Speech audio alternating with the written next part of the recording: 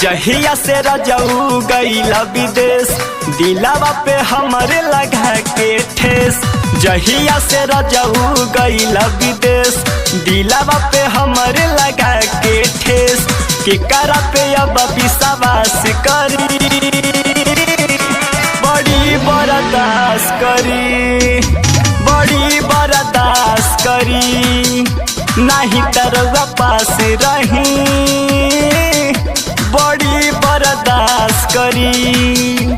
नहीं तरवा पास रही।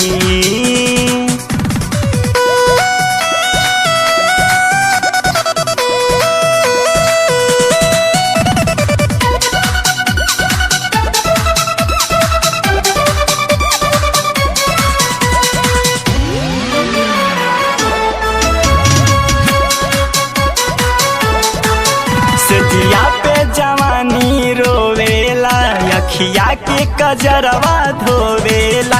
जदि आई बना रहुआ हबेरा त हो जाई परती बोवेला।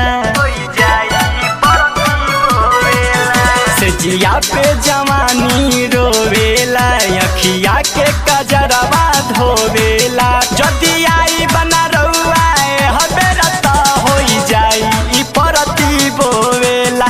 मोर चढ़ली जवानी जानी नाश करी, बड़ी बर्दाश्त करी, बड़ी बर्दाश्त करी। नहीं तरवा पास रही, बड़ी बर्दाश्त करी।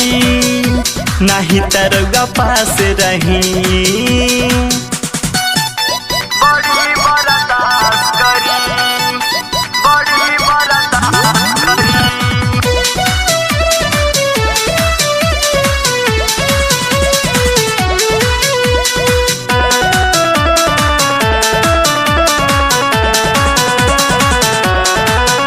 अगिया में जो बनावा खद कहता, भात मारे के जैसे पद कहता।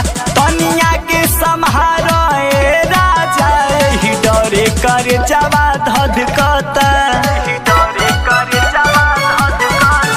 अगिया में जो बनावा खद कहता, भात मारे के जैसे पद कहता। तनिया के सम्हारो राजा, ही डरे कर जवा धधकता। अनिकेत अमर एहसास करी,